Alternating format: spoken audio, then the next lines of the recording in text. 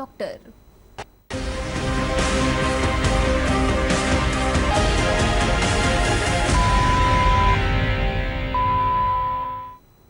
ಮನುಷ್ಯನ ದೇಹವನ್ನ ಜರ್ಜರಿತಗೊಳಿಸೋ ಕಾಯಿಲೆಗಳಲ್ಲಿ ಆರ್ಥ್ರೈಟಿಸ್ ಅಂದ್ರೆ ಸಂಧಿವಾತವು ಒಂದು. ಮೊದಲೆಲ್ಲ ವೃದ್ಧಾಪ್ಯದಲ್ಲಿ ಮೂಳೆಗಳ ಸವೆತದಿಂದ ನೋವು ಕಾಣಿಸಿಕೊಳ್ತಿತ್ತು. ಮೂಳೆಗಳ ಸವೆತದಿಂದ ಮಂಡಿ ಮತ್ತು ಸೊಂಟ ಭಾಗದಲ್ಲಿ ನೋವು ಕಾಣಿಸಿಕೊಳ್ಳುವುದು ಆರ್ಥ್ರೈಟಿಸ್ ರೋಗದ ಲಕ್ಷಣ. ಆಧುನಿಕ ಜೀವನ ಶೈಲಿ ಮತ್ತು ಕ್ಯಾಲ್ಸಿಯಂ ಕೊರತೆಯಿಂದ ಆರ್ಥ್ರೈಟಿಸ್ ಕಾಣಿಸಿಕೊಳ್ಳುತ್ತೆ. ಆರ್ಥ್ರೈಟಿಸ್ ನೋವುಕಾರಕ ಕಾಯಿಲೆಗೆ ಇರಬಹುದು, ಆದರೆ ಸರಿಯಾದ ಮುನ್ನೆಚ್ಚರಿಕೆ ವಹಿಸಿದ್ರೆ ಈ ಕಾಯಿಲೆಯಿಂದ ದೂರಾಗಬಹುದು. ಅಲ್ಲದೆ ಸಮರ್ಪಕ ಚಿಕಿತ್ಸೆ ಪಡೆಯುವುದರಿಂದ ಈ ನೋವಿನಿಂದ ಮುಕ್ತಿ ಹೊಂದಬಹುದು. ಹಾಗಾದ್ರೆ ಹೋಮಿಯೋಪತಿಯಲ್ಲಿ ಆರ್ಥ್ರೈಟಿಸ್ಗೆ ಇರುವ ಚಿಕಿತ್ಸೆಗಳು ಏನು, ಎಷ್ಟು ವಿಧವಾದ ಆರ್ಥ್ರೈಟಿಸ್ಗಳಿವೆ, ಈ ಬಗ್ಗೆ ತಿಳಿಸೋದಿಕ್ಕೆ ಇವತ್ತು ನಮ್ಮ ಜೊತೆಗೆ ಇದ್ದಾರೆ ನಮ್ಮ ಹೋಮಿಯೋಪತಿಯ ವೈದ್ಯರಾದಂತಹ ಡಾಕ್ಟರ್ ಪ್ರಶಾಂತ್. ಡಾಕ್ಟರ್ ಪ್ರಶಾಂತ್, ಕಾರ್ಯಕ್ರಮಕ್ಕೆ ಸ್ವಾಗತ. ನಮಸ್ಕಾರ. ಇನ್ನು ವೀಕ್ಷಕರೇ, ಆರ್ಥ್ರೈಟಿಸ್ ಬಗ್ಗೆ ತಮಗೆ ಸಮಸ್ಯೆ ಇದ್ದಲ್ಲಿ ಟಿವಿ ಸ್ಕ್ರೀನ್ ನಲ್ಲಿರುವಂತಹ ಸಂಖ್ಯೆಗೆ ಕರೆ ಮಾಡಿ ಡಾಕ್ಟರ್ ಜೊತೆ ನೇರವಾಗಿ ಮಾತನಾಡಬಹುದು. ಡಾಕ್ಟರ್, ಮೊದಲನೆಯದಾಗಿ ಆರ್ಥ್ರೈಟಿಸ್ ಅಂದ್ರೆ ಏನು, ಜೊತೆಗೆ ಇದು ಕಾಣಿಸಿಕೊಳ್ಳೋದಿಕ್ಕೆ ಕಾರಣ ಏನು? ನಿಜಮ್ಮ, ಈಗ ನೀವು ಹೇಳ್ತಾ ಇದ್ರಿ ಆರ್ಥ್ರೈಟಿಸ್ ಅನ್ನೋದು ವಯಸ್ಸಾದವರಲ್ಲಿ ಮಾತ್ರ ಈ ಒಂದು ಕಾಯಿಲೆ ಕಾಣಿಸ್ತಾ ಇತ್ತು ಇಷ್ಟಕ್ಕೆ ಮುಂಚೆ. ಆದರೆ ಇತ್ತೀಚಿನ ದಿನಗಳು ನೋಡೋದಾಗಿದ್ದರೆ ಪ್ರತಿಯೊಂದು ವಯಸ್ಸಿನವ್ರಿಗೂ ಕೂಡ ಈ ಕಾಯಿಲೆ ಇಫೆಕ್ಟ್ ಆಗ್ತಾ ಇದೆ. ಈ ಒಂದು ಆರ್ಥ್ರೈಟಿಸ್ನ ನಾವು ಕನ್ನಡದಲ್ಲಿ ಸಂಧಿವಾತ ಅಂತ ಹೇಳ್ತೀವಿ. ಕಾಮನ್ ಆಗಿ ಜಾಯಿಂಟ್ಸ್ ಪೇನ್ ಅಂತ ಕೂಡ ಕರಿತಾ ಇರೋದು ನೋಡ್ತಾ ಇರ್ತೀವಿ. ಅದರಲ್ಲಿ ಮಂಡಿ ನೋವಾಗಿರ್ಬೋದು, ಸೊಂಟ ನೋವಾಗಿರ್ಬೋದು, ಕತ್ತು ನೋವಾಗಿರ್ಬೋದು, ಶೋಲ್ಡರ್ ಪೇನ್ ಅಂತ ಹೇಳ್ತಾ ಇರೋದು ನೋಡ್ತಿರ್ತೀವಿ. ಈ ರೀತಿ ಯಾವುದು ಎರಡು ಮೂಳೆಗಳು ಕೂಡ್ಕೊಂಡಿದೆ ಆ ಒಂದು ಭಾಗದಲ್ಲಿ ನೋವು ಅನ್ನೋದು ಕಾಡ್ತಾ ಇದೆ. ಆ ಒಂದು ನೋವು ಮೋರ್ ದೆನ್ 15 days 20 days ಆದರೂ ಕೂಡ ಅದು ಹಾಗೇ ಪರ್ಸಿಸ್ಟ್ ಆಗ್ತಾ ಇದೆ. ಪ್ಲಸ್ ಆ ಒಂದು ನೋವಿನ ಇಂಟೆನ್ಸಿಟಿ ಅನ್ನೋದು ದಿನೇ ದಿನೇ ಬೆಳ್ಕೊಂಡು ಹೋಗ್ತಾ ಇದೆ. ಆ ಒಂದು ಸ್ಥಿತಿನೇ ನಾವು ಆರ್ಥ್ರೈಟಿಸ್ ಅಂತ ಹೇಳ್ತಾ ಇದ್ದೀವಿ ನಾವು. ಅದನ್ನು ನಾವು ಇನ್ಫ್ಲಮೇಷನ್ ಆರ್ ಇನ್ಫೆಕ್ಷನ್ನಿಂದ ಜಾಯಿಂಟ್ಸ್ ಅಂತ ಹೇಳ್ತಾ ಇರ್ತೀವಿ ಆರ್ಥ್ರೈಟಿಸ್ನ ಇಂಗ್ಲೀಷ್ನಲ್ಲಿ. ಈ ಒಂದು ಕಾಯಿಲೆ ಹುಟ್ಕೊಳ್ತಾ ಇದೆ ಅಂದರೆ ಅದರದೇ ಆದ ಕಾರಣಗಳು ಕೂಡ ನೋಡ್ತಾ ಇದ್ದೀವಿ. ಅದ್ರ ಜೊತೆಗೆ ಆರ್ಥ್ರೈಟಿಸಲ್ಲಿ ಹಲವಾರು ವಿಧಗಳು ಕೂಡ ನೋಡ್ತಾ ಇದ್ದೀವಿ. ಆರ್ಥ್ರೈಟಿಸ್ ಅನ್ನೋದು ಒಂದು ಹುಟ್ಕೊಂಡಿದೆ ಅಂದಾಗ, ಜಾಯಿಂಟ್ಸ್ ಪೇನ್ ಅನ್ನೋದು ಬರ್ತಾ ಇದೆ ಅಂದಾಗ, ಫಸ್ಟ್ ಆಫ್ ಆಲ್ ಅದು ಯಾವೊಂದು ವಿಧವಾದ ಆರ್ಥ್ರೈಟಿಸ್ ಇದೆ ಅನ್ನೋದು ತಿಳ್ಕೊಳ್ಳೋದು ತುಂಬ ಇಂಪಾರ್ಟೆಂಟ್ ಆಗುತ್ತೆ. ಕಾಯಿಲೆ ಒಂದು ಆಗ್ತಾ ಇರುತ್ತೆ, ಟ್ರೀಟ್ಮೆಂಟ್ ಇನ್ನೊಂದು ತೊಗೊಳ್ತಾ ಇರೋದು ತುಂಬಾ ಪೇಷಂಟ್ಸಲ್ಲಿ ನೋಡ್ತಾ ಇದ್ದೀವಿ. ಯಾಕಂದರೆ ನೋವು ಬರ್ತಾ ಇದೆನಾ, ನೋವಿನ ಮಾತ್ರೆ ತೊಗೊಂಡ್ರೆ ಸಾಕು, ಪ್ರತಿಯೊಂದಕ್ಕೂ ಹೆಲ್ಪ್ ಆಗುತ್ತೆ ಅನ್ನೋ ಥರ ಕಾಯಿಲೆನ ಭಾಳಷ್ಟು ಜನ ಮುಂದೂಡ್ತಾ ಇರೋದು ನೋಡ್ತಾ ಇದ್ದೀವಿ. ಮೇಲ್ಗಡೆ ಮೇಲ್ಮಟ್ಟಕ್ಕೆ ಒಂದು ನೋವು ಏನು ಕಾಣ್ತಾ ಇದೆ ಅದನ್ನು ಶಮನ ಮಾಡೋದಕ್ಕೆ ನಾವು ಪೇನ್ ಕಿಲ್ಲರ್ಸ್ ತೊಗೊಳೋದ್ರಿಂದ ಒಳಗಡೆ ಇರೋ ಕಾಯಿಲೆ ದಿನೇ ದಿನೇ ಇನ್ನೂ ಬೆಳೀತಾನೆ ಇರುತ್ತೆ. ಆ ಒಂದು ಕಾಯಿಲೆ ಬೆಳೆಯೋದ್ರ ಮೂಲಕ ಇನ್ನೂ ಕಾಂಪ್ಲಿಕೇಶನ್ಸ್ ಎದುರಿಸೋ ಚಾನ್ಸಸ್ಸು ಜಾಸ್ತಿ ಇರುತ್ತೆ. ಹಾಗಾಗಿ ಆರ್ಥ್ರೈಟಿಸ್ನ ಒಂದು ಕಾಯಿಲೆ ಹುಟ್ಕೊಂಡಿದೆ, ಅದರಿಂದ ಸಮಸ್ಯೆ ಆಗ್ತಾ ಇದೆ ಅಂದಾಗ ಫಸ್ಟು ಅದನ್ನು ಕರೆಕ್ಟಾಗಿ ಡಯಾಗ್ನೋಸ್ ಮಾಡ್ಕೊಳ್ಳೋದು. ಡಯಾಗ್ನೋಸ್ ಮಾಡಬೇಕು ಅಂದರೆ ಏನು ವಿಧಗಳಿದೆ? ಜನರಲಿ 100ಕ್ಕಿಂತ ಜಾಸ್ತಿ ವಿಧಗಳು ನಾವು ಆರ್ಥ್ರೈಟಿಸಲ್ಲಿ ನೋಡ್ಬೋದು. ಆದರೆ ತುಂಬಾ ಕಾಮನ್ ಆಗಿ ಇಫೆಕ್ಟ್ ಮಾಡುವಂಥ ಒಂದಿಷ್ಟು ಆರ್ಥ್ರೈಟಿಸ್ಗಳು ನೋಡೋದಾಗಿದ್ದರೆ, ಒಂದು ಆಸ್ಟಿಯೋ ಆರ್ಥ್ರೈಟಿಸ್ ಅಂತ ಹೇಳ್ಬೋದು, ಎರಡನೇದಾಗಿ ಬಂದುಬಿಟ್ಟು ಗೌಟಿ ಆರ್ಥ್ರೈಟಿಸ್ ಅಂತ ಹೇಳ್ತೀವಿ, ಮೂರನೇದಾಗಿ ಬಂದುಬಿಟ್ಟು ರುಮಟೆಡ್ ಆರ್ಥ್ರೈಟಿಸ್ ಅಂತ ಹೇಳ್ಬೋದು, ನಾಲ್ಕನೇದಾಗಿ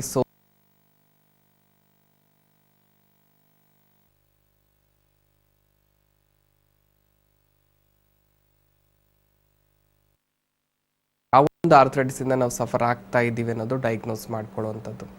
ಈಗ ಫಸ್ಟ್ ಆ್ಯಂಡ್ ಫಾರ್ಮೋಸ್ಟ್ ತುಂಬಾ ಕಾಮನ್ ಆಗಿ ಇಫೆಕ್ಟ್ ಮಾಡೋದಂದರೆ ಆಸ್ಟಿಯೋ ಆರ್ಥ್ರೈಟಿಸ್ ಅಂತ ಹೇಳ್ಬೋದು. ಆಸ್ಟಿಯೋ ಆರ್ಥ್ರೈಟಿಸ್ನ ನಾವು ಡಿಫೈನ್ ಮಾಡಬೇಕು ಅಂದರೆ ಇದನ್ನು ನಾವು ಡಿಜೆನರೇಟಿವ್ ಡಿಸೀಸ್ ಅಂತ ಕರಿತೀವಿ. ಒಂದು ಏಜ್ ರಿಲೇಟೆಡ್ ಕಾಯಿಲೆ ಅಂತ ಕೂಡ ತಿಳಿಸ್ಬೋದು. ಒಂದು 40-45 ವಯಸ್ಸಾಗಿದೆ, ವಯಸ್ಸಾಗ್ತಾ ಆಗ್ತಾ ಮೂಳೆಗಳ ಯಾವಾಗ ಸಾಂದ್ರತೆ ಅನ್ನೋದು ಕಳೀತಾ ಇದೆ ಆ ಒಂದು ಸ್ಥಿತಿಯಲ್ಲಿ ಹುಡ್ತಕ್ಕಂಥ ಒಂದು ಸಮಸ್ಯೆ ಈ ಆಸ್ಟಿಯೋ ಆರ್ಥ್ರೈಟಿಸ್ ಅಂತ ತಿಳಿಸ್ಬೋದು. ಜನರಲಿ ನೋವು ಅನ್ನೋದು ಹುಟ್ಕೊಳ್ಳೋದಕ್ಕೆ ಶುರು ಆಗ್ತಾ ಇರೋದು ನೋಡ್ತಾ ಇದ್ದೀವಿ. ಎರಡನೇದಾಗಿ ಬಂದುಬಿಟ್ಟು ಲೈಫ್ ಸ್ಟೈಲ್ ಅಂತ ಕೂಡ ತಿಳಿಸ್ಬೋದು. ಯಾಕಂದರೆ ಇತ್ತೀಚಿನ ದಿನಗಳೆಲ್ಲ ನೋಡೋದಾಗಿದ್ದರೆ ಮನೆ ಫುಡ್ಗಿಂತಲೂ ಹೊರಗಡೆ ಫುಡ್ನೇ ನಾವು ಜಾಸ್ತಿ ಪ್ರಿಫರ್ ಮಾಡ್ತಾ ಇದ್ದೀವಿ.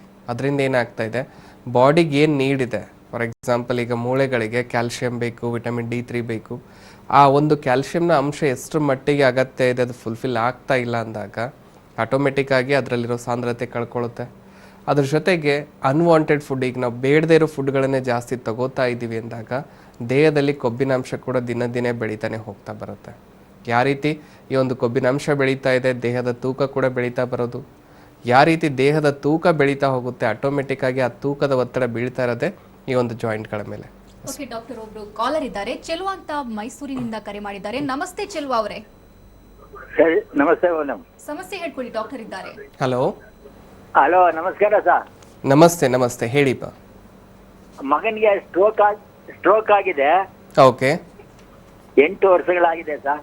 ಹಾಂ ಹಾಂ ಹಾಂ ಹಾಂ ಓಕೆ. ಎಲ್ಲಾ ಕಡೆನೂ ಆಯುರ್ವೇದಿಕ್ ಔಷಧಿ ಎಲ್ಲ ಕೊಡ್ಸಿದ್ದೀನಿ, ಡಾಕ್ಟರ್ ಎಲ್ಲ ನೋಡಿದ್ದೀನಿ, ಹ್ಞೂ ಹ್ಞೂ ಹ್ಞೂ ಹ್ಞೂ ಹ್ಞೂ ಮಾತ್ ಬರ್ತಾ ಇಲ್ಲ.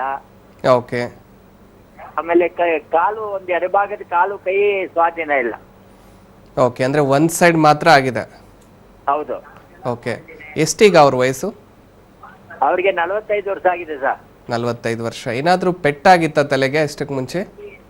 ಇಲ್ಲ ಸರ್, ಅದಕ್ಕೆ ಮುಂಚಿತವಾಗಿ ಏನ್ ಪೆಟ್ಟಿರ್ಲಿಲ್ಲ. ಓಕೆ.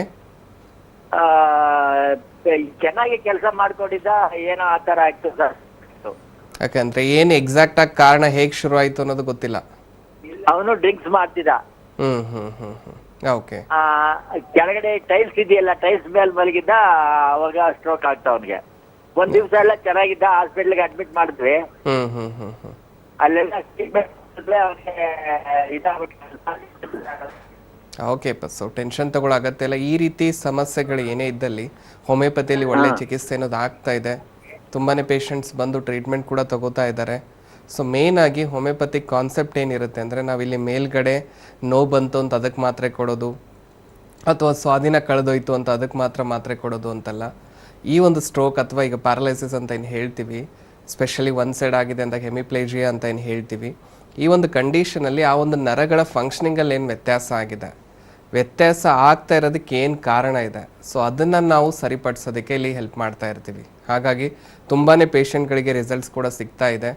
ಅದರಲ್ಲೂ ಹೋಮಿಯೋಪತಿಯಲ್ಲಿ ನಾವು nano genetic constitutional homeopathy medicines ಅಂತ ಹೇಳ್ತೀವಿ. ಅಂದರೆ ಇಂಡಿವಿಜುವಲ್ ಪರ್ಸನ್ಗೆ ಯಾವ ರೀತಿ ಮೆಡಿಸಿನ್ಸ್ ಅನ್ನೋದು ಸೂಟ್ ಆಗುತ್ತೆ, ಆ ಒಂದು ಮೆಡಿಸಿನ್ಸ್ ಕೊಟ್ಟಾಗ ಬಾಡಿ ಯಾವ ರೀತಿ ರಿಯಾಕ್ಟ್ ಮಾಡ್ತಾ ಇದೆ, ಅದರಲ್ಲಿ ಏನೇನು ಚೇಂಜಸ್ ಆಗ್ತಾ ಇದೆ ನೋಡಿಕೊಂಡು ಮೆಡಿಸಿನ್ಸ್ ಅನ್ನೋದು ಫಾಲೋಅಪ್ ಮಾಡೋದಕ್ಕೆ ಹೇಳ್ತಾ ಇರ್ತೀವಿ. ಸೊ ಒಂದು ಸಲ ಬಂದು ಭೇಟಿ ಆಗಕ್ಕೆ ಹೇಳಿ, ಫಸ್ಟ್ ಎಕ್ಸಾಮಿನೇಷನ್ ಮೂಲಕ ತಿಳ್ಕೊಳ್ಳೋಣ ಯಾವೊಂದು ಹಂತಕ್ಕೆ ಈಗ ಆ ಕಾಯಿಲೆ ತಲುಪಿದೆ ಅನ್ನೋದು ನೋಡೋಣ. ಅದ್ರ ಮೂಲಕ ಯಾವ ರೀತಿ ಮೆಡಿಸಿನ್ಸ್ ಅಗತ್ಯ ಇದೆ, ಏನು ಸಮಯ ಬೇಕಾಗ್ಬೋದು, ಸೊ ಟ್ರೀಟ್ಮೆಂಟ್ ಅಂತೂ ಇದೆ. ಒಂದು ಸಲ ಬಂದು ಭೇಟಿ ಆದಲ್ಲಿ ಹೆಲ್ಪ್ ಮಾಡ್ಬೋದು ನೋಡಿ. Thank you. Thank you Chelva ಅವರೇ ಕರೆ ಮಾಡಿದ್ದಕ್ಕಾಗಿ. ಇನ್ನು ಡಾಕ್ಟರ್, ರೋಗದ ಲಕ್ಷಣದ ಬಗ್ಗೆ ಹೇಳೋದಾದ್ರೆ, ಸಾಮಾನ್ಯವಾಗಿ ಗಂಟು ನೋವು, ಬೆನ್ನು ನೋವು ಇದ್ದೇ ಇರುತ್ತೆ. ಸಂಧಿವಾತ ಇದೆ ಅನ್ನೋದು ಹೇಗೆ ಗೊತ್ತಾಗುತ್ತೆ? ಜನರಲಿ ಈಗ ಎಷ್ಟೋ ಜನ ಪೇಷಂಟು ಮಸ್ಕ್ಯುಲರ್ ಪೇನ್ ಇದ್ದಾಗಲೂ ಕೂಡ ಆರ್ಥ್ರೈಟಿಸ್ ಅಂತ ಕ್ಲಿನಿಕಲ್ಲಿ ಬರ್ತಾ ಇರೋದು ನೋಡ್ತಾ ಇರ್ತೀವಿ. ಸೊ ಒಂದು ಜಾಯಿಂಟ್ಸ್ ಪೇನ್ ಅಥವಾ ಈ ಒಂದು ಆರ್ಥ್ರೈಟಿಸ್ ಸಂಧಿವಾತ ಅನ್ನೋದು ಆಗಿದೆ ಅನ್ನೋದು ಕನ್ಫರ್ಮ್ ಮಾಡ್ಕೋಬೇಕು ಅಂದರೆ, ಸೊ ಒಂದು ಜನರಲ್ ಎಕ್ಸಾಮಿನೇಷನ್ ಮೂಲಕ ನಮಗೆ ತಿಳ್ಕೊಳ್ಳೋದಕ್ಕೆ ಹೆಲ್ಪ್ ಆಗ್ತಾ ಇರುತ್ತೆ. ಆ ಒಂದು ಜಾಯಿಂಟಲ್ಲಿ ಮೂಮೆಂಟ್ ಯಾವ ರೀತಿ ಇದೆ, ಮತ್ತು ಜಾಯಿಂಟಲ್ಲಿ ಸ್ವೆಲ್ಲಿಂಗ್ ಏನಾದರೂ ಆಗಿದೆನಾ, ಮೂಮೆಂಟ್ ಮಾಡಿದಾಗ ನೋವಿನ ಇಂಟೆನ್ಸಿಟಿ ಯಾವ ರೀತಿ ಇದೆ, ಅದ್ರ ಮೂಲಕ ತಿಳ್ಕೊಳ್ಳೋದಕ್ಕೆ ಹೆಲ್ಪ್ ಆಗುತ್ತೆ. ಮತ್ತು ಪರೀಕ್ಷೆಗಳ ಮೂಲಕ ಆಡೋದಾಗಿದ್ದರೆ ಸೊ ಎಕ್ಸ್ರೇ ಅಥವಾ ಸ್ಕ್ಯಾನ್ ಮೂಲಕ ನಾವು ಕ್ಲಿಯರಾಗಿ ತಿಳ್ಕೊಬೋದು ಆ ಒಂದು ಜಾಯಿಂಟ್ನ ಯೂನಿಫಾರ್ಮಿಟಿ ಯಾವ ರೀತಿ ಇದೆ, ಅದರಲ್ಲಿ ಏನಾದರೂ ಇಂಬ್ಯಾಲೆನ್ಸ್ ಆಗಿದೆನಾ. ಯಾಕಂದರೆ ಒಂದು ಜಾಯಿಂಟು ಕಂಪ್ಲೀಟಾಗಿ ಫಂಕ್ಷನ್ ಆಗಬೇಕು ಅಂದರೆ ಆ ಜಾಯಿಂಟ್ನ ಮಧ್ಯೆ ಸೊ ಈ ಒಂದು ಲಿಕ್ವಿಡ್ ಥರ ಫ್ಲೂಯಿಡ್ ಏನಿರುತ್ತೆ, ಸೈನೋವಿಯಲ್ ಫ್ಲೂಯಿಡ್ ಅಂತ ಏನು ಹೇಳ್ತೀವಿ, ಆ ಒಂದು ಅಡಕ್ವೇಟ್ ಅಂದರೆ ಕ್ವಾಂಟಿಟಿ ಅನ್ನೋದು ಕಂಪ್ಲೀಟಾಗಿ ಇದ್ದಾಗ ಈ ಒಂದು ಮೂಮೆಂಟ್ ನಾರ್ಮಲ್ ಆಗೋದಕ್ಕೆ ಸಾಧ್ಯ ಆಗ್ತಾ ಇರುತ್ತೆ. ಯಾವಾಗ ಅದರಲ್ಲಿ ವ್ಯತ್ಯಾಸ ಆಗೋದಕ್ಕೆ ಶುರು ಆಗಿಬಿಡುತ್ತೆ, ನಮಗೆ ಕರೆಕ್ಟಾಗಿ ಮೂಮೆಂಟ್ ಮಾಡೋದಕ್ಕೆ ಆಗ್ತಾ ಇರೋದಿಲ್ಲ, ಸ್ವಲ್ಪ ಹೊತ್ತು ನಡೆದ್ರೂ ಕೂಡ ನೋವು ಆಗೋದಕ್ಕೆ ಶುರು ಆಗೋದು. ಎಷ್ಟೋ ಜನ ಕ್ಲಿನಿಕಲ್ಲಿ ಬಂದಾಗ ಹೇಳ್ತಿರ್ತಾರೆ, ಮೆಟ್ಲ ತಿಳಿಯೋಕ್ಕಾಗೋದಿಲ್ಲ ನನಗೆ, ಕೆಳಗಡೆ ಫ್ಲೋರಲ್ಲಿ ಕೂತ್ಕೊಳ್ಳೋಕ್ಕಾಗಲ್ಲ, ಅಥವಾ ಫ್ಲೋರಲ್ಲಿ ಕೂತಿದ್ದೀವ ಸಪೋರ್ಟ್ ಇಲ್ಲದೆ ಎದ್ದೇಳೋಕ್ಕೆ ಆಗೋದಿಲ್ಲ. ಸೊ ಈ ರೀತಿ ಹಲವಾರು ಸಮಸ್ಯೆಗಳನ್ನು ಎದುರಿಸ್ತಾ ಇರೋದು ನೋಡ್ತಾ ಇರ್ತೀವಿ. ಈ ಥರ ಒಂದು ಆಸ್ಟಿಯೋ ಆರ್ಥ್ರೈಟಿಸಲ್ಲಿ ಮೇಯ್ನಾಗಿ ಸಿಂಪ್ಟಮೆಟಿಕಲಿ ನೋಡೋದಾಗಿದ್ದರೆ, ಪ್ರತಿಯೊಂದು ಜಾಯಿಂಟ್ಸ್ ಪೇನಲ್ಲೂ ಇನಿಷಿಯಲಿ ಶುರು ಆಗೋದು ನೋವಿನ ಜೊತೆಗೆ. ಆ ಒಂದು ನೋವು ಅನ್ನೋದು ಕಾಣಿಸ್ಕೊಳ್ತಾ ಇದೆ ಅಂದಾಗ ಮೇಲ್ಗಡೆ ನಾವೇನು ಮಾಡ್ತೀವಿ, ಸ್ವಲ್ಪ ಮಸಾಜ್ ಮಾಡ್ಕೊಳ್ಳೋದು, ಅಥವಾ ಸ್ಪ್ರೇಗಳನ್ನು ಯೂಸ್ ಮಾಡೋದು, ಅಥವಾ ನೋವಿನ ಮಾತ್ರೆಗಳನ್ನು ಯೂಸ್ ಮಾಡಿಕೊಂಡು ಅದನ್ನು ಹಾಗೇ ಬಿಡ್ತಾ ಹೋಗ್ತೀವಿ. ಅವಾಗೇನಾಗುತ್ತೆ, ಸ್ಲೋ ಆಗಿ ಒಳಗಡೆ ನೋವು ಆಗೋದಕ್ಕೆ ಏನು ಕಾರಣಗಳಿದೆ, ಅದು ಕಾರಣ ಇನ್ನೂ ಕಾಯಿಲೆನ ಜಾಸ್ತಿ ಮಾಡೋದಕ್ಕೆ ಶುರು ಮಾಡ್ತಾ ಬರುತ್ತೆ. ಆವಾಗ ಆ ಒಂದು ನೋವಿನ ಜೊತೆಗೆ ಅದೇ ಒಂದು ಜಾಯಿಂಟಲ್ಲಿ ಸ್ಲೋ ಆಗಿ ಊತ ಕಾಣಿಸ್ಕೊಳ್ಳೋದಕ್ಕೆ ಶುರು ಆಗ್ತಾ ಬರೋದು. ಯಾವಾಗ ಊತ ಬೆಳೆಯೋದಕ್ಕೆ ಶುರು ಆಗಿಬಿಡುತ್ತೆ, ಸ್ಲೋ ಆಗಿ ಅದೇ ಒಂದು ಜಾಯಿಂಟ್ನ ಮೂವ್ಮೆಂಟ್ ಮಾಡೋದ್ರಲ್ಲಿ ಕಷ್ಟ ಆಗೋದಕ್ಕೆ ಶುರು ಆಗೋದು. ಅಂದರೆ ಜಾಯಿಂಟ್ ಕಂಪ್ಲೀಟಾಗಿ ಫೋಲ್ಡ್ ಮಾಡೋದಕ್ಕೂ ಆಗ್ತಾ ಇಲ್ಲ. ಈ ರೀತಿ ಹಂತ ಹಂತವಾಗಿ ಕಾಯಿಲೆ ಬೆಳ್ಕೊಂಡು ಹೋಗ್ತಾ ಇರೋದು ನೋಡ್ತಾ ಇದ್ದೀವಿ. ಓಕೆ, ಇನ್ನು ಆಶಾ ಅಂತ ಹಾಸನದಿಂದ ಕರೆ ಮಾಡಿದ್ದಾರೆ. ನಮಸ್ತೆ ಆಶಾ ಅವರೇ. ನಮಸ್ತೆ ಮೇಡಮ್. ಡಾಕ್ಟರ್ ಇದ್ದಾರೆ, ಮಾತನಾಡಿ. ಹಲೋ. ನಮಸ್ತೆ ಸರ್. ನಮಸ್ತೆ ಅಮ್ಮ. ನನಗೆ 9 ಇಯರ್ಸ್ ಬ್ಯಾಕ್ ಚಿಕನ್ ಗುನ್ಯಾ ಆಗಿತ್ತು. ಓಕೆ ಅಮ್ಮ. ಒಂದು 15 ಡೇಸ್ ಅದೇ ಫೀವರ್ ಆಯಿತು. 15 ಡೇಸ್ ಆದಮೇಲೆ ನನಗೆ ಜಾಯಿಂಟ್ ಪೇನ್ಸ್ ಶುರುವಾಯಿತು. ಅಲ್ಲಿಂದ ಇಲ್ಲಿವರೆಗೂ ನನಗೆ ಕಡಿಮೆ ಆಗಲೇ ಇಲ್ಲ sir. Okay. Starting 1 year Ayurvedic treatment ತಗೊಂಡೆ. ಅಲ್ಲಿಂದನೂ ನನಗೆ ಈಗ್ಲೂ ತುಂಬಾ ಪೇನ್. ಕೂತ್ರೆ ಸ್ವಲ್ಪ ದೂರ ನಡೆಯೋದು ಕಷ್ಟ. ಫುಲ್ ಜಾಯಿಂಟ್ಸ್ ಎಲ್ಲೆಲ್ಲಿ ಸಣ್ಣ ಸಣ್ಣ ಜಾಯಿಂಟ್ಸ್ ಇದೆ, ತುಂಬಾ ಪೇನ್ ಬರುತ್ತೆ. ಓಕೆ ಅಮ್ಮ. ಸೊ ಏನಾದರೂ ಪರೀಕ್ಷೆಗಳು ಮಾಡಿಸಿದ್ರಮ್ಮ? ಬ್ಲಡ್ ಟೆಸ್ಟ್ ಏನಾದರೂ? ಆ ತರ ಏನ್ ಮಾಡ್ಸಿಲ್ಲ ಸರ್, ಯಾವ್ದು ಟೆಸ್ಟ್ ಮಾಡ್ಸಿಲ್ಲ. ಅದೇ ಪೈನ್ಗೆ ಅಂತ ಒಂದೊಂದ್ಸರಿ ಯಾವಾಗ್ಲಾದ್ರೂ ತುಂಬಾ ಪೈನ್ ಬಂದಾಗ ಈ ಅಲೋಪತಿ ಟ್ರೀಟ್ಮೆಂಟ್ ತಗೊಳ್ತಾ ಇರ್ತೀನಿ ಅಷ್ಟೇ. ಬಿಟ್ರೆ ಬೇರೆ ಯಾವ್ದು ಇದಕ್ಕೆ ಪರ್ಟಿಕ್ಯುಲರ್ ಇದಕ್ಕೆ ಅಂತಾನೆ ಯಾವ್ದು ಟ್ರೀಟ್ಮೆಂಟ್ ತಗೊಂಡಿಲ್ಲ. ಓಕೆ ಅಮ್ಮ. ನಿಮ್ಮ ವಯಸ್ಸಮ್ಮ ಈಗ? 50. ಓಕೆ. ಸೊ ಒಂದು ನೋಡಿ, ಆಲ್ರೆಡಿ 8 ರಿಂದ 9 ವರ್ಷ ಆಯಿತು ಅಂತ ಹೇಳ್ತಾ ಇದ್ರಿಮ್ಮ.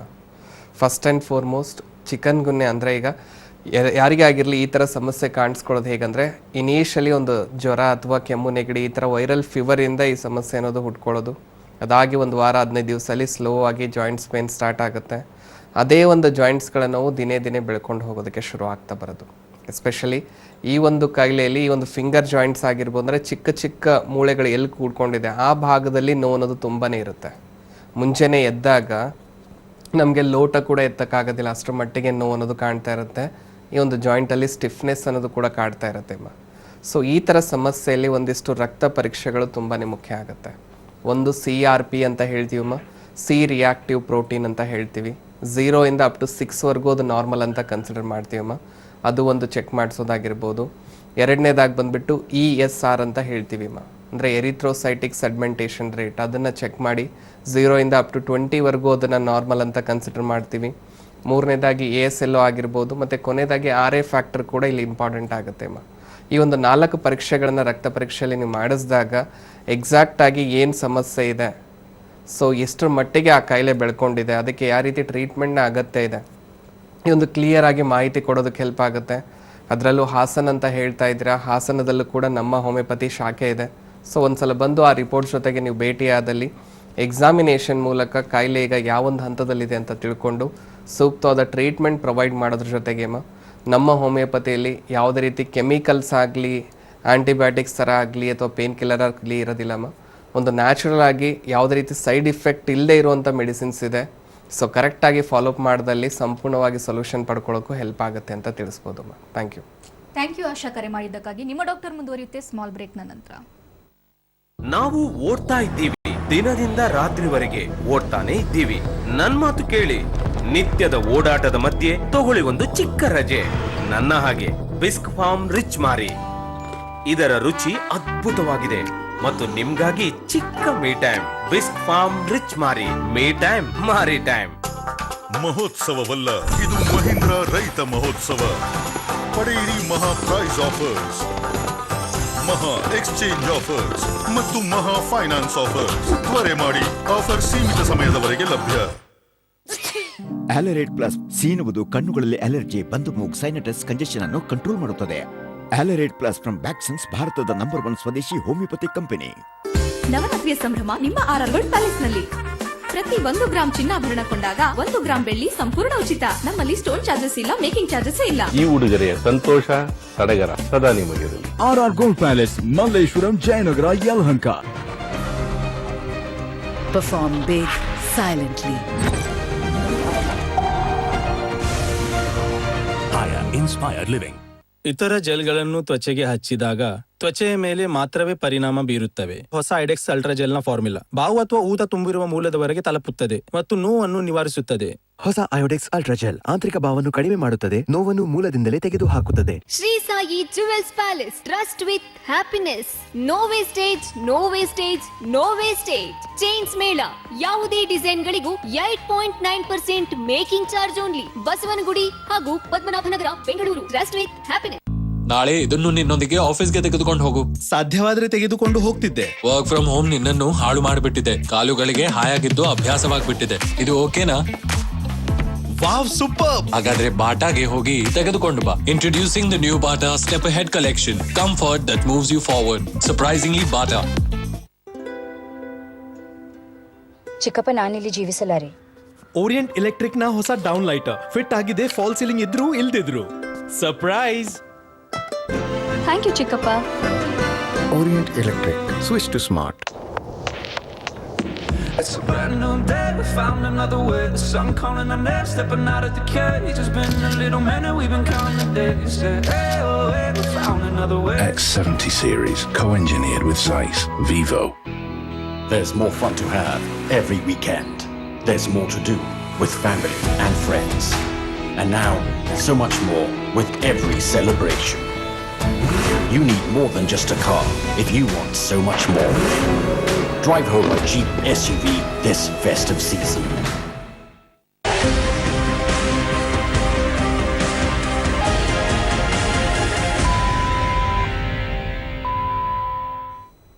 ನಿಮ್ಮ ಡಾಕ್ಟರ್ ಕಾರ್ಯಕ್ರಮಕ್ಕೆ ಮತ್ತೆ ಸ್ವಾಗತ. ಇನ್ನು ಡಾಕ್ಟರ್, ಟೈಪ್ಸ್ ಆಫ್ ಆರ್ಥರೈಟಿಸ್ ಬಗ್ಗೆ ಹೇಳೋದಾದ್ರೆ ಯಾವೆಲ್ಲ ವಿಧಗಳು ಇರುತ್ತೆ? ಸೊ ಜನರಲಿ ಅದರಲ್ಲಿ ಹೇಳ್ತಾ ಇದ್ದೆ ಆಸ್ಟಿಯೋ ಆರ್ಥರೈಟಿಸ್ ಬಗ್ಗೆ. ಅದು ಬಿಟ್ಟರೆ ಸೆಕೆಂಡ್ ಮೋಸ್ಟ್ ಕಾಮನ್ ಅಂದರೆ ರುಮೆಟೆಡ್ ಆರ್ಥರೈಟಿಸ್ ಅಂತ ಹೇಳ್ತೀವಿ. ಸೊ ಜನರಲಿ ಈಗ ಆಸ್ಟಿಯೋ ಆರ್ಥರೈಟಿಸಲ್ಲಿ ನಾನು ಹೇಳ್ತಾ ಇದ್ದೆ ವಯಸ್ಸು ಆಗ್ತಾ ಸಮಸ್ಯೆ ಅನ್ನೋದು ಹುಟ್ಕೊಳ್ತಾ ಇದೆ. ಸೊ ಅದರಲ್ಲೂ ನೀ ಜಾಯಿಂಟ್ ಬಗ್ಗೆ ನಾನು ಸ್ಟ್ರೆಸ್ ಮಾಡ್ತಾ ಇದ್ದೆ, ಅಂದರೆ ಲಾರ್ಜರ್ ಜಾಯಿಂಟ್ಸಲ್ಲಿ ಅದು ಇಫೆಕ್ಟ್ ಆಗ್ತಾ ಇತ್ತು.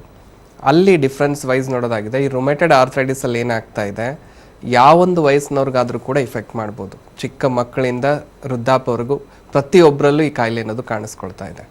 ಹಾಗಾಗಿನೇ ಈ ಒಂದು ಕಾಯಿಲೆನ ನಾವು ಆಟೋ ಇಮ್ಯೂನ್ ಡಿಸೀಸ್ ಅಂತ ಕರಿತಾ ಇದ್ದೀವಿ. ನಮ್ಮ ಈ ಒಂದು ಇಮ್ಯೂನ್ ಸಿಸ್ಟಮ್ ಫಂಕ್ಷನಿಂಗಲ್ಲೇ ಯಾವಾಗ ವ್ಯತ್ಯಾಸ ಅನ್ನೋದು ಕಾಣಿಸ್ಕೊಳ್ತಾ ಇದೆ, ಅದ್ರ ಮೂಲಕ ಈ ಒಂದು ರುಮೆಟೆಡ್ ಆರ್ಥರೈಟಿಸ್ ಅನ್ನೋದು ಹುಟ್ಕೊಳ್ತಾ ಇದೆ.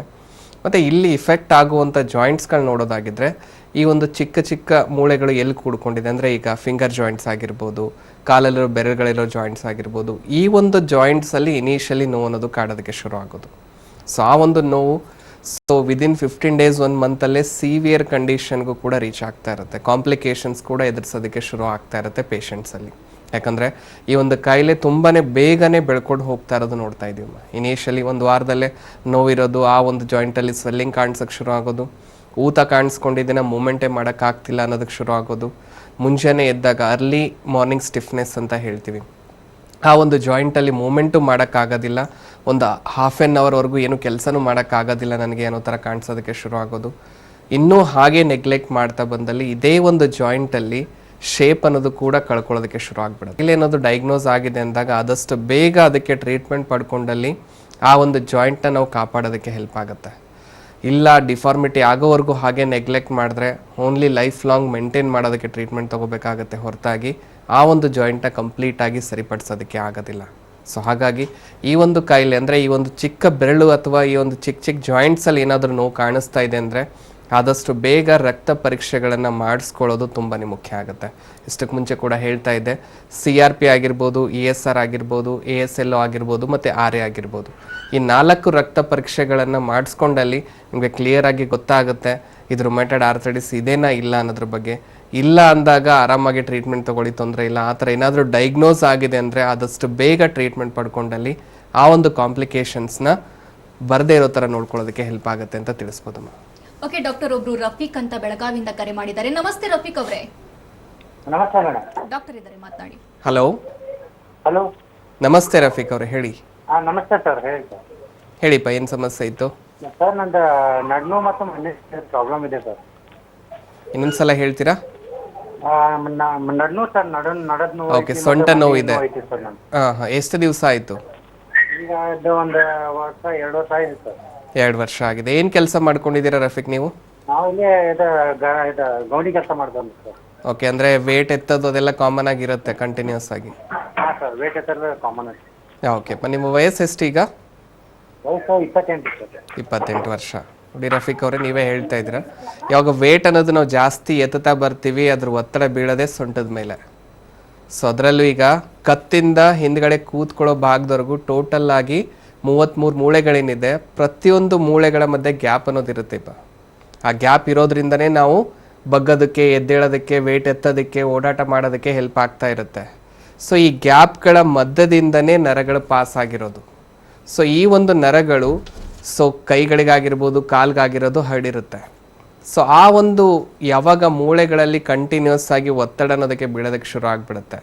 ಸೊ ಆ ಒತ್ತಡ ಬೀಳ್ತಾ ಏನಾಗ್ಬಿಡುತ್ತೆ, ಆ ಮೂಳೆಗಳ ಮಧ್ಯೆ ಇರೋ ಗ್ಯಾಪ್ ಅನ್ನೋದು ಕೂಡ ಕಮ್ಮಿ ಆಗ್ತಾ ಬರುತ್ತೆ. ಆ ಗ್ಯಾಪ್ ಕಮ್ಮಿ ಆಗ್ತಾ ಬಂದಲ್ಲಿ ಆ ಒಂದು ಡಿಸ್ಕಲ್ಲಿ ಊತ ಅನ್ನೋದು ಕೂಡ ನೋಡೋದಕ್ಕೆ ಶುರು ಮಾಡ್ತಾ ಬರ್ತೀವಿ ನಾವು. ಸೊ ಅದನ್ನೇ ನಾವು ಲಂಬರ್ ಸ್ಪಾಂಡಿಲೋಸಿಸ್ ಅಂತ ಕೂಡ ಹೇಳ್ಬೋದು. ಸೊ ಈ ಒಂದು ಊತ ಬಂದಲ್ಲಿ ಏನಾಗ್ಬಿಡುತ್ತೆ, ಆ ನರಗಳ ಮೇಲೆ ಅದ್ರ ಒತ್ತಡ ಬೀಳೋದಕ್ಕೆ ಶುರು ಆಗ್ಬಿಡುತ್ತೆ. ಯಾವ ರೀತಿ ಗ್ಯಾಪ್ ಕಮ್ಮಿ ಆಗ್ತಾ ಹೋಗುತ್ತೆ, ಆ ಒಂದು ನರದಲ್ಲಿ ಯಾವಾಗ ಒತ್ತಡ ಬೀಳಕ್ಕೆ ಶುರು ಆಗಿಬಿಡುತ್ತೆ, ಆ ಒತ್ತಡದಿಂದ ನಮಗೆ ಮೇಲ್ಗಡೆ ನೋವು ಅನ್ನೋದು ಕಾಡೋದಕ್ಕೆ ಶುರು ಆಗ್ತಾ ಬರೋದು. ಹಾಗೆ ಆ ನೋವು ಬಂದರೂ ಕೂಡ ನಾವೇನು ಮಾಡ್ತೀವಿ, ಮೇಲ್ಗಡೆ ಮಸಾಜ್ ಮಾಡಿಕೊಂಡು ಅಥವಾ ಪೇನ್ ಕಿಲ್ಲರ್ಸ್ ತೊಗೊಂಡು ಮುಂದೂಡ್ತಾ ಇರ್ತೀವಿ. ಹಲವಾರು ಪೇಷಂಟ್ಸಲ್ಲಿ ನಾವು ನೋಡ್ತಾ ಇದ್ದೀವಿ, ಆ ನೋವು ಈಗ ಸೊಂಟ ಭಾಗದಲ್ಲಿರೋದು ಸ್ಲೋ ಆಗಿ ಬೆಳೀತಾ ಬೆಳೀತಾ ಕಾಲಲ್ಲೂ ಕೂಡ ಜೋಮ್ ಬರ್ತಾ ಇದೆ, ಕಾಲಲ್ಲಿ ಎಳ್ತಾ ಬಂದಂಗೆ ಆಗ್ತಾ ಇದೆ, ಜಾಸ್ತಿ ಹೊತ್ತು ನಿಂತ್ಕೊಳ್ಳೋಕ್ಕಾಗ್ತಿಲ್ಲ. ಸೊ ಈ ರೀತಿ ಕೂಡ ಕಾಂಪ್ಲಿಕೇಶನ್ಸ್ ಎದುರಿಸ್ತಾ ಇರೋದು ಪೇಷಂಟ್ಸಲ್ಲಿ ನೋಡ್ತಾ ಇದ್ದೀವಿ. ಸೊ ಈ ಥರ ಸಮಸ್ಯೆ ಇದ್ದಲ್ಲಿ ಆದಷ್ಟು ಬೇಗ ಆ ಒಂದು ನೋವಿಗೆ ಅಂತಲ್ಲ, ನೋವು ಬರೋದಕ್ಕೆ ಒಳಗಡೆ ಏನು ಕಾರಣ ಇದೆ, ಊತ ಏನು ಕಾಣಿಸ್ಕೊಳ್ತಾ ಇದೆ, ಅದರಿಂದ ನರಗಳ ಮೇಲೆ ಏನು ಒತ್ತಡ ಬೀಳ್ತಾ ಇದೆ, ಅದಕ್ಕೆ ಟ್ರೀಟ್ಮೆಂಟ್ ಪಡ್ಕೊಳ್ಳೋದು ತುಂಬ ಮುಖ್ಯ ಆಗುತ್ತೆ. ಸೊ ಆ ಒಂದು ಟ್ರೀಟ್ಮೆಂಟ್ ನಮ್ಮ ಹೋಮಿಯೋಪತಿಯಲ್ಲಿ ಪ್ರೊವೈಡ್ ಮಾಡ್ತಾ ಇದ್ದೀವಿ. ಸೊ ಒಂದ್ಸಲ ಬಂದು ನೀವು ಭೇಟಿ ಆದಲ್ಲಿ ಎಕ್ಸಾಮಿನೇಷನ್ ಮೂಲಕ ಫಸ್ಟ್ ತಿಳ್ಕೊಳ್ಳೋಣ ಯಾವೊಂದು ಸ್ಟೇಜ್ವರೆಗೂ ಆ ಕಾಯಿಲೆ ಈಗ ಬೆಳ್ಕೊಂಡಿದೆ, ಯಾವ ರೀತಿಯ ಟ್ರೀಟ್ಮೆಂಟ್ ಅಗತ್ಯ ಇದೆ, ಏನು ಸಮಯ ಬೇಕಾಗ್ಬೋದು ಅಂತ ತಿಳಿಸ್ಬಿಟ್ಟು ಒಂದು ಸೂಕ್ತವಾದ ಟ್ರೀಟ್ಮೆಂಟ್ ಪ್ರೊವೈಡ್ ಮಾಡೋದ್ರಲ್ಲಿ ಹೆಲ್ಪ್ ಮಾಡ್ಬೋದು ನೋಡಿ. ಥ್ಯಾಂಕ್ ಯು ರಫೀಕ್, ಕರೆ ಮಾಡಿದ್ದಕ್ಕಾಗಿ. ಇನ್ನು ಸಂಕ್ಷಿಪ್ತವಾಗಿ ಹೇಳೋದಾದ್ರೆ ಟ್ರೀಟ್ಮೆಂಟ್ ಪ್ರೊಸೀಜರ್ ನಮ್ಮ ಹೋಮಿಯೋಪತಿಯಲ್ಲಿ. ಸೊ ಜನರಲಿ ಅಪ್ರೋಚ್ ಬಗ್ಗೆ ನೋಡೋದಾಗಿದ್ರೆ ಫಸ್ಟ್ ಆ್ಯಂಡ್ ಫಾರ್ಮೋಸ್ಟ್ ಇಲ್ಲಿ ನಾವು ಟೆಂಪ್ರರಿ ಟ್ರೀಟ್ಮೆಂಟ್ ಅನ್ನೋದ್ರ ಬಗ್ಗೆ ಕಾನ್ಸಂಟ್ರೇಟ್ ಮಾಡ್ತಾ ಇಲ್ಲ. ಯಾರಿಗೆ ಆಗಿರ್ಬೋದು, ಒಂದು ಕಾಯಿಲೆ ಅನ್ನೋದು ಹುಟ್ಕೊಂಡಿದೆ ಅಂದರೆ ಅದನ್ನು ಬುಡ ಸಮೇತ ಹೇಗೆ ತೆಗೆದು ಹಾಕಬೇಕು.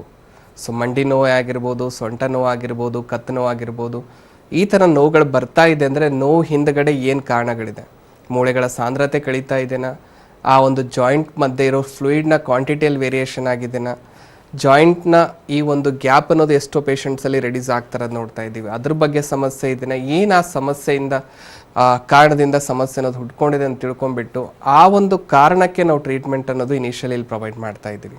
ಹಾಗಾಗಿನೇ ಒಂದು ಪರ್ಮನೆಂಟ್ ಸೊಲ್ಯೂಷನ್ ಕೊಡೋದ್ರಲ್ಲಿ ಹೆಲ್ಪ್ ಆಗ್ತಾ ಇದೆ. ಮತ್ತು ನಮ್ಮ ಹೋಮಿಯೋಪತಿಲಿ ಏನು ಮೆಡಿಕೇಷನ್ ಪ್ರೊವೈಡ್ ಮಾಡ್ತಾ ಇದ್ದೀವಿ, ಸೊ 1% ಯಾವುದೇ ರೀತಿ ಸೈಡ್ ಎಫೆಕ್ಟ್ ಆಗುತ್ತೆ ಅನ್ನೋ ಪ್ರಶ್ನೆನೂ ಇರೋದಿಲ್ಲಮ್ಮ. ಯಾಕಂದರೆ ನಾವೇನು ಮೆಡಿಸಿನ್ಸ್ ಕೊಡ್ತಾ ಇದ್ದೀವಿ ಅದರಲ್ಲಿ ಯಾವುದೇ ರೀತಿ ಕೆಮಿಕಲ್ಸ್ ಆಗಲಿ ಅಥವಾ ಪೇನ್ ಕಿಲ್ಲರ್ಸ್ ಆಗಲಿ ಅಥವಾ ಆ್ಯಂಟಿಬಯೋಟಿಕ್ಸ್ ಅನ್ನೋದಾಗಲಿ ಇರೋದಿಲ್ಲ. ಸೊ ಹಾಗಾಗಿ ಒಂದು ಸೈಡ್ ಎಫೆಕ್ಟ್ಸ್ ಇಲ್ಲ, ಇನ್ನೊಂದು ಪರ್ಮನೆಂಟ್ ಸೊಲ್ಯೂಷನ್ ಆಗ್ತಾ ಇದೆ, ಹೋಗಿರೋ ಕಾಯಿಲೆ ಮತ್ತೆ ಬರುತ್ತೆ ಅನ್ನೋ ಟೆನ್ಷನ್ ಇರೋದಿಲ್ಲ ಅನ್ನೋ ಸ್ಥಿತಿಗೆ ತೊಗೊಂಡು ಹೋಗ್ಬೋದು ಮ್ಯಾಮ್. ಓಕೆ ಡಾಕ್ಟರ್, ಆರ್ಥರೈಟಿಸ್ ಬಗ್ಗೆ ಸಾಕಷ್ಟು ಮಾಹಿತಿ ವಿಚಾರಗಳನ್ನು ಹಂಚಿಕೊಂಡ್ರಿ. Thank you so much. Thank you. ಇನ್ನು ವೀಕ್ಷಕರೇ, ಡಾಕ್ಟರನ್ನ ನೇರವಾಗಿ ಭೇಟಿಯಾಗಬೇಕು ಅಂದರೆ ಅಡ್ರೆಸ್ ಪ್ಲೇಟ್ ಇಂತಿದೆ. ನಮ್ಮ ಹೋಮಿಯೋಪತಿ ಬೆಂಗಳೂರು ಶಾಖೆಗಳು ಮಲ್ಲೇಶ್ವರಂ, ಜಯನಗರ. ಇತರೆ ಶಾಖೆಗಳು ಹುಬ್ಬಳ್ಳಿ, ಮೈಸೂರು, ದಾವಣಗೆರೆ, ಕಲಬುರಗಿ, ಹಾಸನ, ಶಿವಮೊಗ್ಗ, ಹೊಸಪೇಟೆ, ಬೆಳಗಾವಿ, ಉಡುಪಿ.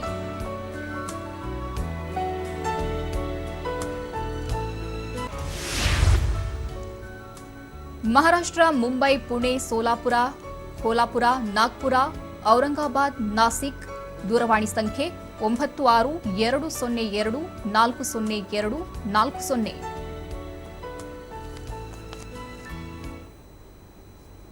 ಇದು ಇವತ್ತಿನ ನಿಮ್ಮ ಡಾಕ್ಟರ್. ನಿರಂತರ ಸುದ್ದಿಗಾಗಿ ನೋಡ್ತಾ ಇರಿ TV9.